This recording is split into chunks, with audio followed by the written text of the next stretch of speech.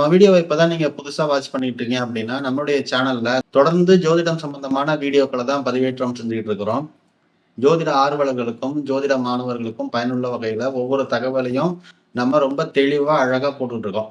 இந்த வீடியோ உங்களுக்கு பயனுள்ளதா இருந்துச்சு அப்படின்னு நம்புனீங்கன்னா, கண்டிப்பா வீடியோவுக்கு ஒரு லைக் கொடுங்க. உங்க ஃப்ரெண்ட்ஸ் அண்ட் ஃபேமிலிக்கு ஷேர் பண்ணி விடுங்க. நம்ம சேனலை சப்ஸ்கிரைப் பண்ணி சப்போர்ட் பண்ணுங்க.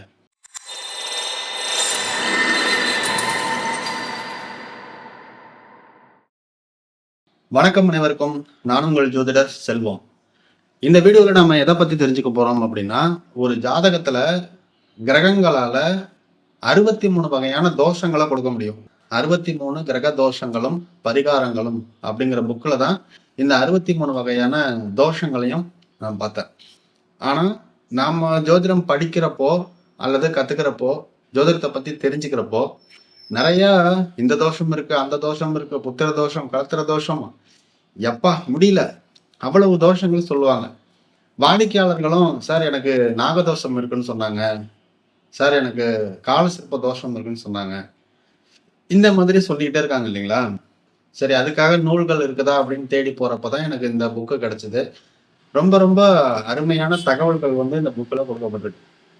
இந்த நூலுடைய அடிப்படையில தான் இந்த வீடியோ இருக்க போகுது. இது 63 தோஷங்கள் என்னென்ன அப்படிங்கிறத தெரியப்படுத்துற வீடியோ தானே தவிர 63 தோஷங்களையும் விலாவரியா இந்த வீடியோல சொல்ல முடியாது.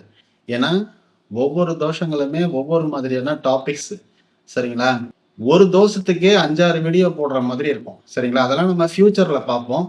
இந்த தகவல் முன்னாடி கொடுத்துட்டோம் அப்படின்னா இது சார்ந்த விஷயங்கள் நீங்க தேடுறதுக்கும் ஆராய்ச்சி பண்றதுக்கும் ஒரு ஜாதகத்துல ஆய்வு பண்றதுக்கும் உங்களுக்கு பயனுள்ளதா இருக்கும் அப்படிங்கிறதுக்காக தான் இந்த வீடியோல 63 தோஷங்களையும் நோட் பண்ணி எழுதியிருக்கிறேன். அதை நீங்க நோட் பண்ணி வச்சுக்கோங்க. அதை நோட் பண்ணி வச்சுக்கிட்டு என்னென்ன தோஷம் சொல்லியிருக்கிறாங்க அப்படிங்கிறத சர்ச் பண்ணுங்க.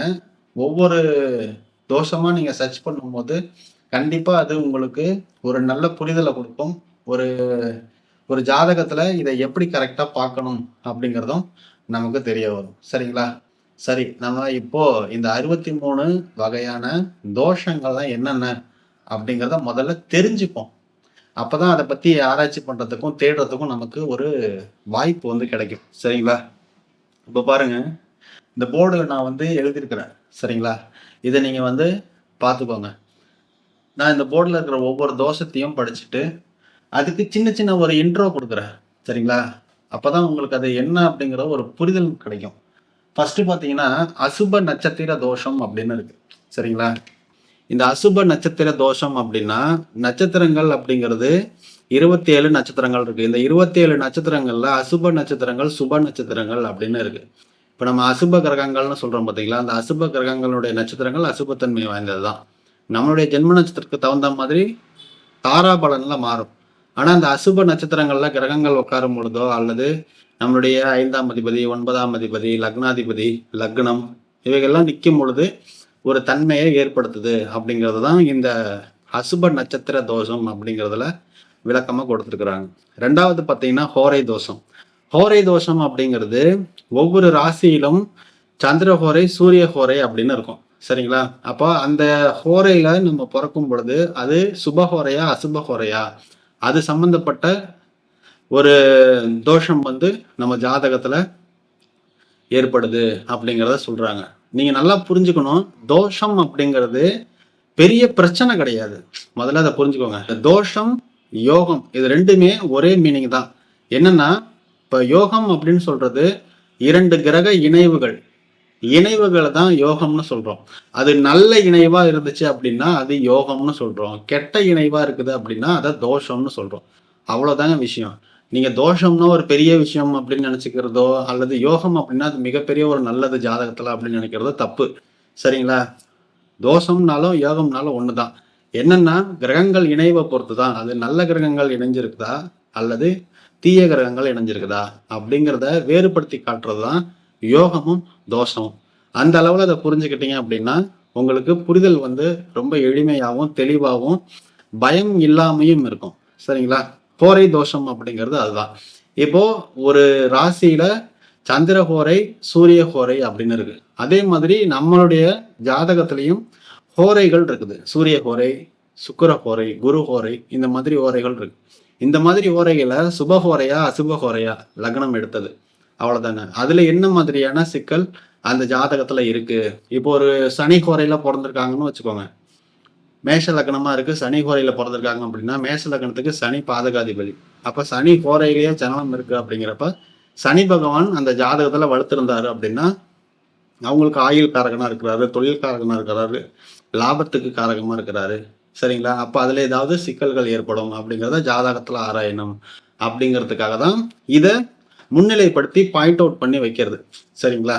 அடுத்தது பாத்தீங்கன்னா திதி சூன்ய தோஷம்னு இருக்கு. இந்த திதி சூன்ய தோஷம் அப்படிங்கிறது நம்ம பிறக்கும் பொழுது சூரியனுக்கும் சந்திரனுக்கும் இருக்கக்கூடிய இடைவெளிக்கு ஒவ்வொரு திதிகள் வந்து கணக்கப்படும். அப்போ அந்த திதியில பிறக்கும் பொழுது ராசிகள் வந்து சூன்யம் அடையும், சரிங்களா. திதி சூன்யம்னு கேள்விப்பட்டிருக்கீங்க. அந்த திதி சூன்யத்தை தான் இங்க திதி சூன்ய தோஷம் அப்படின்னு குறிப்பிடுறாங்க, சரிங்களா. அடுத்ததா பாத்தீங்கன்னா கிரகண தோஷம். கிரகண தோஷம் அப்படிங்கிறது ஒண்ணும் இல்லைங்க. இப்போ சூரியன் சந்திரன் இருக்காங்க, இவங்க ராகு கேது கிட்ட போய் மாட்டும் பொழுது, ரொம்ப க்ளோசஸ்டா இருக்கும் பொழுது சூரிய கிரகணம் சந்திர கிரகணம்னு சொல்லுவோம் பார்த்தீங்களா. அந்த மாதிரி கிரகண தோஷத்துல பிறப்பு இருக்குதா அப்படிங்கிறத செக் பண்றது தான் இந்த கிரகண தோஷம். அடுத்ததா பாத்தீங்கன்னா குழந்தை பிறப்பில் ஏற்படக்கூடிய பிரச்சனைகள், குழந்தை பிறப்பு தாமதம், குழந்தை பிறப்புல ஏற்படக்கூடிய தடை தாமதம் பிரச்சனைகள், ஏன் குழந்தை பிறக்கல அப்படிங்கிற தன்மைகளை ஆராயக்கூடிய தோஷங்கள் சம்பந்தப்பட்டது. அடுத்ததா பாத்தீங்கன்னா ராகு கால தோஷம். ராகு காலம் அப்படின்னு நம்ம பார்ப்போம் இல்லைங்களா. அந்த ராகு காலம் அப்படிங்கிறது அந்த ராகு காலத்துல ஒரு ஜனனம் இருக்குதா, அல்லது ராகு காலத்துல ஏதாவது ஒரு குழந்தை பிறந்திருக்குதா, இந்த ஜாதகர் ராகு காலத்துல பிறந்திருக்கிறாரா, அப்படி பிறந்திருந்துச்சுன்னா அதுக்கு உண்டான தோஷங்கள் என்ன, ராகு கேது எப்படி அமர்ந்திருக்கு ஜாதகத்துல அப்படிங்கறத ஆய்வு பண்ணி அதுக்கான பலன்களை நாம கண்டுபிடிக்கிறது. அடுத்ததா பாத்தீங்கன்னா கண் திருஷ்டி தோஷம்னு சொல்றது. இந்த கண் திருஷ்டி தோஷம் அப்படின்னு சொல்றது பொதுவா நம்ம ஒரு பொருள் வாங்குறோம் அப்படின்னா அந்த பொருள் இன்னொரு நபரால அதை எந்த காலத்திலையும் வாங்கவே முடியாது அப்படிங்கிற ஒரு கண்டிஷன் இருக்கிறப்போ அவர்கிட்ட அந்த பொருளை பத்தி நம்ம மிகைப்படுத்தி பேசுறது, அதே மாதிரி அவங்களுடைய இயலாமைய நாம குறைத்து பேசுற மாதிரி அவங்க கிட்ட அந்த பொருளை புகழ்ந்து பேசும் பொழுது அவங்களுடைய ஏக்கங்கள் வந்து நமக்கு கண் திருஷ்டியா மாறும். இதுதான் வந்து கண் திருஷ்டி தோஷம். இந்த கண் திருஷ்டி தோஷத்தை ஜாதகத்துல பார்க்கலாம், சரிங்களா. அதை தான் குறிப்பிட்டிருக்கிறாங்க. அடுத்தது பாத்தீங்கன்னா விஷகன்னிகா தோஷம். நம்ம வந்து யோகங்கள் கிளாஸ்ல இதை சொல்லுவோம், விஷகன்னிகா யோகம்னு இருக்கு. இது ராகு கேதுக்களால சனியால ஏற்படக்கூடியது. அப்ப இந்த விஷகன்னிகா தோஷம் ஜாதகத்துல இருக்குதா அப்படிங்கிறத செக் பண்றது. அடுத்தது பாத்தீங்கன்னா புத்திர தோஷம். இந்த புத்திர தோஷம் அப்படிங்கிறது ராகு கேது சனி இவர்களால ஏற்படக்கூடியதுதான் இந்த புத்திர தோஷம் அப்படிங்கிறது. அதை பத்தி சொல்லியிருக்கிறாங்க. பாலாரிஷ்ட தோஷம்னு சொல்றாங்க. இந்த பாலாரிஷ்ட தோஷம் அப்படிங்கிறது ஒவ்வொரு மூல நூல்கள்லயுமே ஒவ்வொரு விதமா கொடுத்துருக்குறாங்க. எந்தெந்த நேரத்துல, எந்தெந்த நட்சத்திரத்துல, எந்தெந்த ஞாம யோகத்துல பிறக்கும் பொழுது தந்தைக்கு அரிஷ்டம், தாய்க்கு அரிஷ்டம், குழந்தைக்கு அரிஷ்டம், இத்தனை வயசுல இத்தனை மாதத்துல அப்படின்னு போட்டிருப்பாங்க. அதை பத்தின ஒரு விளக்கம் தான் இந்த பாலாரிஷ்ட தோஷம் அப்படின்னு சொல்றது. அடுத்ததா பாத்தீங்கன்னா ருது தோஷம். இந்த ருது தோஷம் அப்படிங்கிறது நம்மளுடைய வருடங்கள், தமிழ் வருடங்களை வந்து பாத்தீங்கன்னா 2 மாதமா பிரிச்சு அதை ஒவ்வொரு ருதுவா போட்டிருப்பாங்க. வருஷ ருது, கிருஷ்ம ருது, இந்த மாதிரி ருதுக்கள் பிரிக்கிறாங்க பாத்தீங்களா. அதுல எந்த ருதுல பிறந்திருக்கிறாங்க, அந்த ருதுவுக்கு சப்போர்ட் பண்ற மாதிரி கிரகங்கள் இருக்குதா, அல்லது அந்த ருது தோஷத்துல அவங்க இருக்கிறாங்களா அப்படிங்கிறத செக் பண்றதுதான் இந்த ருது தோஷம். அடுத்தது பாத்தீங்கன்னா விபத்து தாரா. விபத்து தார தோஷம் அப்படின்னா நம்மளுடைய ஜனன நட்சத்திரத்துக்கு 3வது நட்சத்திரமா வரக்கூடியதுதான் விபத்து தாரா நட்சத்திரம். ஜென்ம நட்சத்திரத்துக்கு 3வது நட்சத்திரத்துல வேற ஏதாவது கிரகங்கள் இருக்குதா, அல்லது லக்னமே இருக்குதா, லக்னாதிபதி இருக்கிறாரா அப்படிங்கறத செக் பண்றது, சரிங்களா. அடுத்ததா பாத்தீங்கன்னா பிரத்யேக தார தோஷம். இந்த பிரத்யேக தார தோஷம் அப்படிங்கிறது நம்ம ஜென்ம நட்சத்திரத்துக்கு 5வது நட்சத்திரம். அதே மாதிரிதான் இப்ப நம்ம விபத்து தாராவை எப்படி பார்த்து எடுக்கிறோமோ அதே மாதிரி பிரத்யேக தாரால வேற ஏதாவது கிரகங்கள் இருக்குதா அப்படிங்கிறத செக் பண்ணி எடுக்கிறது. அடுத்ததா பாத்தீங்கன்னா வதத்தாரை. வதத்தாரை அப்படிங்கிறது நமக்கு 7வது நட்சத்திரம்னு சொல்லுவாங்க. 7வது நட்சத்திரமா வரக்கூடியது வதைத்தாரை. அப்ப அந்த வதைத்தாரையில நமக்கு கிரகங்கள் இருக்குதா அப்படிங்கிறத செக் பண்ணணும். அடுத்ததா பாத்தீங்கன்னா வைநாசிக தோஷம். இந்த வைநாசிக தோஷம் அப்படிங்கிறது நம்ம ஜென்ம நட்சத்திரத்துக்கு 22வது நட்சத்திரம், சரிங்களா. அந்த 22வது நட்சத்திரத்துல ஒரு கிரகங்கள் நிற்கும் போது அது மிகப்பெரிய பாதிப்பை கொடுக்கும். அந்த தோஷம் ஜாதகத்துல இருக்குதா அப்படிங்கிறத செக் பண்றாங்க. அடுத்ததா பாத்தீங்கன்னா சஷ்டாஷ்டக தோஷம்னு சொல்றோம். சஷ்டாஷ்டகம் அப்படின்னா 6, 8ன்னு அர்த்தம். சரிங்களா? சஷ்டி சொல்றோம்ல அது 6, அஷ்டம் சொல்றோம்ல, அட்டமின்னு சொல்றோம்ல 8. அப்ப லக்னம், லக்னாதிபதி, சந்திரன், ராசியும் லக்னமும் இதெல்லாம் சஷ்டாஷ்டகமா இருக்குதா, எந்தெந்த கிரகங்கள் 6, 8ஆ இருக்குது அப்படிங்கிறத செக் பண்றது தான் இந்த சஷ்டாஷ்டக தோஷம். சரிங்களா? அடுத்தது பார்த்தீங்கன்னா சமசப்தம தோஷம்னு இருக்கு. சமசப்தம தோஷம் அப்படின்னா 1, 7ஆ இருக்கிறது. லக்னத்திலையும் 7ஆம் பாவத்திலையும் கிரகங்கள் இருக்கிறது சமசப்தம தோஷம் அப்படின்னு சொல்றாங்க. சரிங்களா? அடுத்தது பார்த்தீங்கன்னா பஞ்சக தோஷம் அப்படின்னு இருக்கு. இந்த பஞ்சக தோஷம் அப்படிங்கிறது 5 அங்கங்கள் வச்சும் நம்ம பார்க்கலாம். அதே போல பஞ்சாங்கத்துல பஞ்சகம் அப்படின்னு ஒண்ணு இருக்கு. சரிங்களா? அந்த பஞ்சகத்துல என்னென்ன மாதிரியான குறைபாடுகள், எது அதிகமா இருக்கு, கம்மியா இருக்குது அப்படிங்கிறத பார்த்து எடுக்கிறது தான் இந்த பஞ்சக தோஷம். அடுத்தது பார்த்தீங்கன்னா நாகதோஷம். இந்த நாகதோஷம் அப்படிங்கிறது ராகு கேதுக்களால கொடுக்கப்படுதான். லக்னத்திலேயோ 2ஆம் இடத்துலயோ 5ஆம் இடத்துலயோ 7ஆம் இடத்துலயோ 8ஆம் இடத்துலயோ 12ஆம் இடத்துலயோ நிற்கும் பொழுது இந்த நாகதோஷம் ஏற்படுது அப்படின்னு சொல்றாங்க. சரிங்களா? அந்த பத்தி விளக்கங்களும் அதுக்கான பரிகாரங்களும் சொல்லப்பட்டிருக்குது. அடுத்ததா பாத்தீங்கன்னா தாமத திருமண தோஷம். ஒரு கல்யாணம் நடக்காம இருக்கிறது, கல்யாணம் வெகு தாமதமா நடக்கிறது, எவ்வளவு முயற்சி பண்ணாலும் அந்த கல்யாணம் கடைசி வரைக்கும் கொண்டுட்டு போய் நின்று போறது. இதுக்கான காரணங்கள் என்ன, ஏன் அதனால இந்த கல்யாணங்கள் தடைபடுது அப்படிங்கிறத பத்தியும் சொல்லியிருக்கிறாங்க. அடுத்ததா பாத்தீங்கன்னா செவ்வாய் தோஷம். நம்ம ஃபெமிலியரா எல்லாருக்குமே தெரிஞ்சதுன்னு பாத்தீங்கன்னா இந்த செவ்வாய் தோஷம் அப்படிங்கிறது. இந்த செவ்வாய் தோஷத்தை பத்தி சொல்லியிருக்கிறாங்க. அடுத்ததா களத்திர தோஷம் சொல்லியிருக்காங்க. களத்திர தோஷம் அப்படிங்கிறது நம்ம மேக்சிமம் எல்லாருக்குமே தெரியும். இந்த செவ்வாய் தோஷம், களத்திர தோஷம், மாங்கல்ய தோஷம், இது எல்லாமே ஃபெமிலியரா எல்லாருக்குமே தெரிஞ்ச ஒரு விஷயம்தான். அடுத்ததா பாத்தீங்கன்னா வேதக தோஷம்னு இருக்கு. இந்த வேதகன் அப்படிங்கிறது வேதைன்னு சொல்லுவாங்க. இந்த வேதை அப்படிங்கிறது நட்சத்திரத்துக்கு ஒரு நட்சத்திரம் வேதை நட்சத்திரமா இருக்கும். அப்ப லக்னத்துல நின்ற நட்சத்திரத்துக்கு வேதை நட்சத்திரத்துல லக்னாதிபதி போய் நிக்கிறாரு அல்லது வேற கிரகங்கள் போய் நிற்கும் பொழுது அதனுடைய தசாபுத்தியில பலன்களை மாற்றி கொடுக்கும். நல்ல கிரகங்கள் இருந்துச்சுன்னா கெட்ட பலன்களை கொடுக்கும். வேதையில எப்பயுமே கெட்ட கிரகங்கள் இருந்துச்சு அப்படின்னா தீய ஆதிபத்தியம் வாங்கிய அல்லது அசுப ஆதிபத்தியம் வாங்கிய கிரகங்கள் அங்க அமர்ந்துச்சு, வேதை நட்சத்திரத்துல அமர்ந்துச்சு அப்படின்னா அதனுடைய தசாபுத்தி காலங்கள்ல அது கொடுக்க வேண்டிய கெட்ட பலன்களை தவிர்த்து மாற்றி நல்ல பலன்களை கொடுத்துரும். சரிங்களா? அதே மாதிரி வேதக தோஷம் இருக்குதா அப்படிங்கிறத செக் பண்ண சொல்றாங்க. அடுத்ததா பாத்தீங்கன்னா அசுப சமய தோஷம். அசுப சமய தோஷம் அப்படிங்கிறது எனக்கு புதுசா இருக்கு, நான் இது வரைக்கும் கேள்விப்பட்டதில்லை. அடுத்ததா பாத்தீங்கன்னா அசுப சார தோஷம். இந்த நட்சத்திரம் சாரம் இது எல்லாமே ஒண்ணுதாங்க. இந்த சாரம் அப்படின்னா எந்த நட்சத்திர சாரத்துல இருக்கிறாங்க அப்படிங்கிறத பாக்குறது தான். அடுத்தது பாத்தீங்கன்னா அரக்கர் மண்டல தோஷம். அரக்கர் மண்டலம் அப்படின்னா நம்ம நட்சத்திரங்களை மனுஷ கணம், தேவ கணம், அசுர கணம்னு பிரிக்கிறாங்க பாத்தீங்களா? அதே மாதிரி தேவ மண்டலம், அசுர மண்டலம் அப்படிங்கிற மனுஷ மண்டலம் இதேதான். இதுல அரக்கர் மண்டலத்துல இந்த நட்சத்திரங்கள் என்னென்ன இருக்கோ அந்த நட்சத்திரங்கள்ல கிரகங்கள் இருக்குதா அப்படிங்கிறத செக் பண்றதுதான் இந்த அரக்க மண்டல தோஷம். அடுத்தது பாத்தீங்கன்னா கால சர்ப்ப தோஷம். இது எல்லாருக்கும் தெரிஞ்ச ஒரு தோஷம். எதுக்கு எடுத்தாலும் கால சர்ப்ப தோஷம். இந்த கால சர்ப்ப தோஷம் இல்லாத ஒரு ஜாதகத்தை பார்க்கறதே இப்ப அரிதா இருக்கு. ஏன்னா அவ்வளவு ஜாதகங்களும் ராகு கேதுனுடைய பிடியில தான் வருது. சரிங்களா? ஆனா அது ராகு கேதுவோட பிடியில் இருக்கிறதுனால அது ராகு கேது தோஷம் அல்லது கால சர்ப்ப தோஷம் அப்படின்னு நம்ம பயந்துக்க வேண்டிய அவசியம் நிச்சயமா கிடையாது. அடுத்தது பாத்தீங்கன்னா அஷ்டமாதிபத்திய தோஷம். அஷ்டமாதிபத்திய தோஷம் அப்படின்னா 8ஆம் அதிபதி, அதுதான் அஷ்டமாதிபதி. அப்ப அந்த அஷ்டமாதிபதியோட நிலை எப்படி ஜாதகத்துல இருக்கு அப்படிங்கிறத வச்சு இந்த அஷ்டமாதிபத்திய தோஷம் இந்த ஜாதகத்துல எப்படி பார்க்கணும் அப்படிங்கிறத சொல்லப்பட்டிருக்கு. அடுத்ததா பாத்தீங்கன்னா கிரக யுத்தம். இந்த கிரக யுத்த பலம். அப்போ ஒரு கிரகங்கள் ஒன்றுக்கு மேற்பட்ட கிரகங்கள் ஒரு ராசியில நிற்கும் பொழுது அதுல பகைப்பற்ற கிரகங்கள் உள்ள வரப்போ அங்க கிரக யுத்தம் ஏற்படும். சரிங்களா? அந்த கிரக யுத்தம் தான் எப்படி இருக்குது, அதுல யாரு ஜெயிக்கிறா, அதுல நல்லவன் ஜெயிக்கிறானா கெட்டவன் ஜெயிக்கிறானா அப்படிங்கிறத செக் பண்றது. அடுத்தது பாத்தீங்கன்னா காரகோ பாவ நாஸ்தி தோஷம். காரகர் 5ஆம் பாவத்துக்கு காரகமான கிரகம் 5ஆம் பாவத்துல இருக்கிறது, 7ஆம் பாவத்துக்கு காரகமான கிரகம் 7ஆம் பாவத்துல இருக்கிறது, லக்னத்துக்கு காரகமா இருக்கிறவங்க லக்னத்துல இருக்கிறது. இந்த மாதிரி நிற்கும் பொழுது அது காரகோ பாவ நாஸ்தி. அதுக்கு என்ன மாதிரியான விளக்கங்கள் அப்படிங்கிறது. அடுத்தது பாத்தீங்கன்னா சுப பாவ கத்தரி தோஷங்கள். அதாவது லக்னத்துக்கு 2 பக்கமும் பாவ கிரகங்கள் இருக்கும் பொழுது அது பாவ கத்தரி யோகம். அதுதான் இங்க பாவ கத்தரி தோஷங்கள் அப்படின்னு சொல்றாங்க. அடுத்தது பாத்தீங்கன்னா கீழோர் பார்வை தோஷம். கீழோர் பார்வை தோஷம் அப்படிங்கிறது நம்ம ரியல் லைஃப்லயும் எடுத்துக்கலாம் அல்லது நம்மளுடைய கிரகங்கள் அடிப்படையில ஒரு செல்ஃப் கான்பிடென்ட் இல்லாத கிரகம் அப்படின்னா சனியை சொல்லுவோம். அதே மாதிரி சனியினுடைய பார்வை, அதுக்கு கீழே ராகு கேதுனுடைய பார்வை, இந்த மாதிரி அசுப கிரகங்களுடைய பார்வை தான் கீழோர் பார்வை அப்படின்னு சொல்றாங்க. சகடை தோஷம், இந்த சகடை தோஷமும் மேக்சிமம் எல்லாருமே கேள்விப்பட்டதுதான்.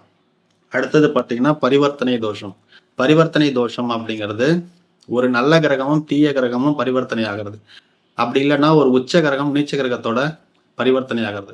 இந்த மாதிரி ஒரு ஜீரணிக்க முடியாத, ஏத்துக்க முடியாத ஒரு பரிவர்த்தனை இருக்கு பார்த்தீங்களா, அந்த மாதிரி பரிவர்த்தனை ஆகும் பொழுது அதை ஒரு தோஷமா சொல்லப்படுது. அடுத்தது பார்த்தீங்கன்னா கேந்திராதிபத்திய தோஷம். 1, 4, 7, 10 அப்படிங்கிற கேந்திர ஸ்தானங்கள்ல சதுர்த்த கேந்திரம்னு சொல்லுவோம். அந்த கேந்திராதிபதி கேந்திரத்துல நிக்கிறது தான் அந்த கேந்திராதிபத்திய தோஷம்னு சொல்லுவாங்க. அடுத்தது அசுப யோக தோஷம் அப்படிங்கிறது பார்த்தீங்கன்னா, யோகங்கள்ல நல்ல யோகம் இருக்கு, கெட்ட யோகமும் இருக்கு இல்லைங்களா, அதுதான் இந்த அசுப யோக தோஷம் அப்படின்னு சொல்றாங்க. அடுத்ததா பார்த்தீங்கன்னா பாதகாதிபதி தோஷம். இந்த பாதகாதிபதி அப்படிங்கிறது ஒவ்வொரு ராசியினுடைய தன்மைக்கு தகுந்த மாதிரி பாதகாதி இருப்பாங்க. சரராசிக்கு 11ஆம் அதிபதியும், ஸ்திர ராசிக்கு 9ஆம் அதிபதியும், உபயராசிக்கு 7ஆம் அதிபதியும் பாதகாதிபதி. இவர்களுடைய தொடர்பு ஜாதகத்துல எப்படி இருக்கு அப்படிங்கிறத பார்க்கறது தான் இந்த பாதகாதிபத்திய தோஷம். அடுத்தது பார்த்தீங்கன்னா சஷ்டி அம்சம்னு போட்டிருக்காங்க. சஷ்டி அம்சம் அப்படிங்கிறது D60. அப்போ அதுல என்ன மாதிரியான பூர்வ ஜென்ம ஜாதகம், என்ன மாதிரியான கர்மாவை வாங்கிட்டு வந்திருக்காங்க அப்படிங்கிறத தெரிஞ்சுக்கிறது தான் இந்த சஷ்டி அம்ச தோஷம். மறைவு ஸ்தான தோஷம்னு சொல்றோம். மறைவு ஸ்தானம்னா 3, 6, 8, 12. இந்த மறைவு ஸ்தானாதிபதிகள் எப்படி அமர்ந்திருக்கிறாங்க ஜாதகத்துல அப்படிங்கிறத ஆய்வு பண்றது தான் இந்த மறைவு ஸ்தான தோஷம். அடுத்ததா பார்த்தீங்கன்னா யோக அரிஷ்ட தோஷம். ஒரு யோகம் ஏற்படும், ஆனா அந்த யோகம் பங்கமாயிருக்கும்.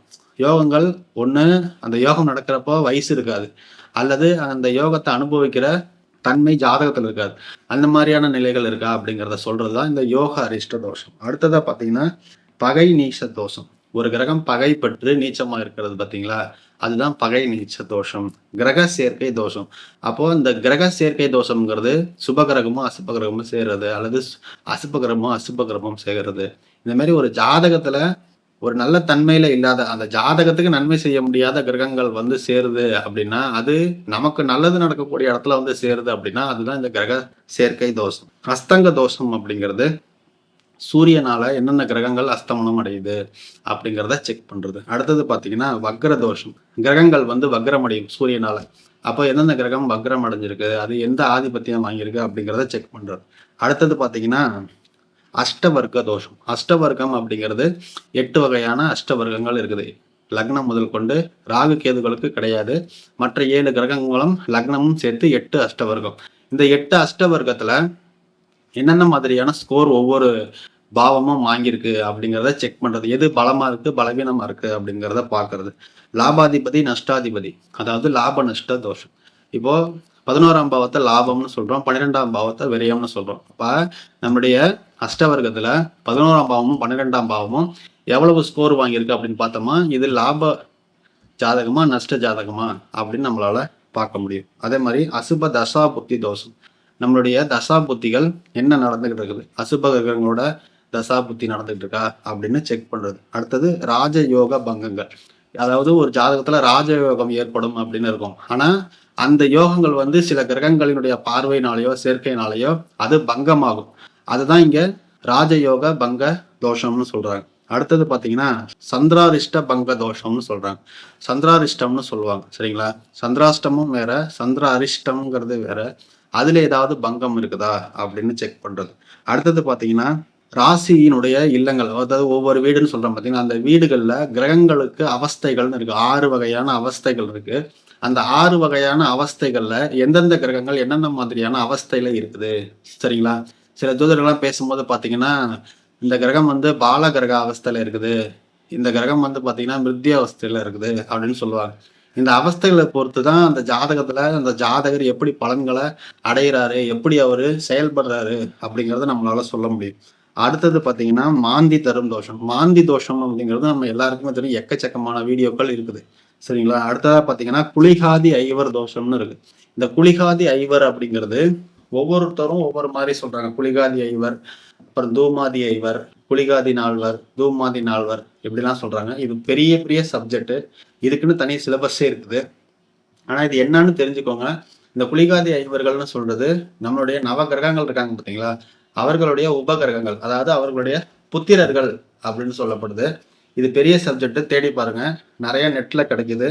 படிச்சு பார்த்தீங்கன்னா கொஞ்சம் இதை பத்தின புரிதல் உங்களுக்கு கிடைக்கும். அடுத்தது பார்த்தீங்கன்னா சந்திராஷ்டமம். சந்திராஷ்டமம் நமக்கு எல்லாருக்குமே தெரியும். அப்போ அந்த சந்திராஷ்டமம் ஜாதகத்துல இருக்குதா அந்த அப்படிங்கிறத செக் பண்றது.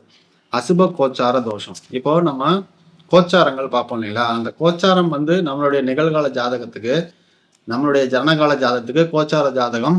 இப்போ சனி பகவான் கோச்சாரத்துல மீன ராசியில இருக்காரு இல்லைங்களா?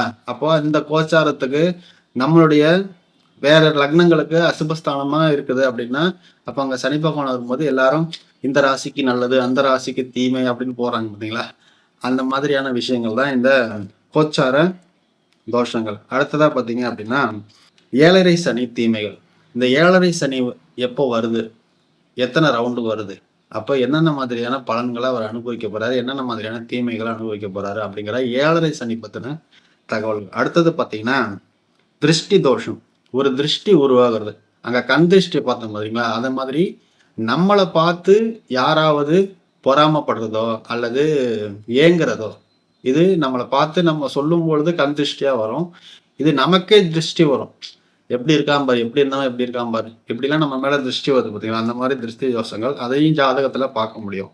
மாரகாதிபத்திய தோஷம். நம்மளுடைய லக்னங்களுக்கு தகுந்த மாதிரி பாதகாதிபதி இருக்கிற மாதிரி மாரகாதிபதியும் இருக்கிறாங்க. சரிங்களா? அப்ப அந்த மாரகாதிபதியை பத்தி என்னென்ன மாதிரியான விளைவுகள் ஜாதகத்துல ஏற்படுது அப்படிங்கிறத தெரிஞ்சுக்கிறது. அடுத்தது பார்த்தீங்கன்னா வாஸ்து தோஷம். இந்த வாஸ்து தோஷம் அப்படிங்கிறது இந்த ஜாதகத்துல இந்த வீட்டுல என்ன மாதிரியான தோஷம் இருக்கும், அல்லது அந்த வீட்டுல ஏதாவது இருக்கிற தோஷத்தினால இவருக்கு எதனாவது ஜாதகருக்கு ப்ராப்ளம் வருதா அப்படிங்கிறத செக் பண்ணிக்கிறது. அடுத்தது பார்த்தீங்கன்னா பஞ்சபட்சி, அதாவது படுபட்சின்னு சொல்லுவாங்க. படுபட்சி அப்படிங்கிறது பச்சி, ஒரு பச்சி ஜெயிக்கும், ஒரு பச்சி தோக்கும். தோக்குறது தான் படுபட்சி. அப்ப இந்த ஜாதகருக்கு படுபட்சியா அல்லது பட்சி நல்லா இருக்குதா அப்படிங்கிறத பார்க்க. ஒருவேளை படுபட்சியா இருந்துச்சு அப்படின்னா அந்த ஜாதகரால பெருசா செயல்பட முடியாது. அதை பத்தி சொல்றது. அடுத்தது பார்த்தீங்கன்னா முன்ஜென்ம தோஷம், அதாவது பித்ரு தோஷம். ராகு கேதுக்களாலையும் நம்மளுடைய முன்வினை கர்ம வினைகளாலும் ஏற்படக்கூடிய தோஷம். கடைசியா பார்த்தீங்க அப்படின்னா பிரம்மஹத்தி தோஷம். இந்த பிரம்மஹத்தி தோஷம் அப்படிங்கிறது தான் குரு சனி இணைவை சொல்றாங்க. அதுல எல்லாருமே குரு சனி சேர்ந்தாலே பிரம்மகத்தி தோஷம்னு சொல்றாங்க. ஆனா பிரம்மகத்தி தோஷம் அப்படிங்கிறது விதிவிலக்குகள் இருக்குது. சரியான பிரம்மகத்தி தோஷம் அப்படிங்கிறது நம்மளுடைய லக்னத்துல 5ஆம் இடத்துல அல்லது 5ஆம் அதிபதியோட 9ஆம் இடத்துல இந்த மாதிரியான இடங்கள்ல தொடர்பு கொள்ளும் பொழுது இந்த பிரம்மகத்தி தோஷம். குருவும் சனியை சேர்ந்தாங்கன்னா பொட்டாம்பதோட பிரம்மகத்தி தோஷம்னு சொல்லிடக்கூடாது. ஏன்னா அவங்க காலபுருஷனுக்கு 9ஆம் அதிபதி 10ஆம் அதிபதி, தர்ம கர்மாதிபதி யோகம். ஏன்னா காலபுருஷனுக்கு 9ஆம் அதிபதி 10ஆம் அதிபதி, அதை நல்லா ஞாபகம் வச்சுக்கணும். அப்ப அதையும் நம்ம கணக்குல எடுத்துக்கணும். இதுதான் இந்த 63 வகையான கிரகங்கள் தரக்கூடிய தோஷங்கள். இது உங்களுக்கு எந்த அளவுக்கு புதுசா இருந்துச்சு அப்படிங்கிறத கீழே மறக்காம கமெண்ட் பண்ணுங்க. இந்த வீடியோ உங்களுக்கு பயனுள்ளதா இருந்துச்சா அப்படிங்கிறதையும் மறக்காம கீழே கமெண்ட் பண்ணுங்க. அடுத்த ஒரு நல்ல வீடியோல உங்களை சந்திக்கிறேன். நன்றி, வணக்கம், பை.